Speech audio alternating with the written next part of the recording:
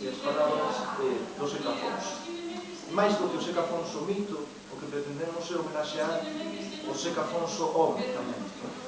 A súa independencia frente a calquer tipo de poder, a súa humildade e o alto sentido da dignidade que vehiculaba axudan a imaginar que o mundo podería ter sido doutra maneira.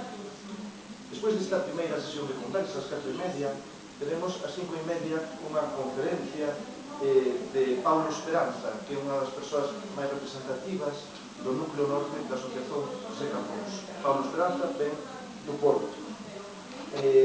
O título desta conferencia é tamén moito suxestivo, non? O triángulo máxico do Seca: África, Portugal, Galiza.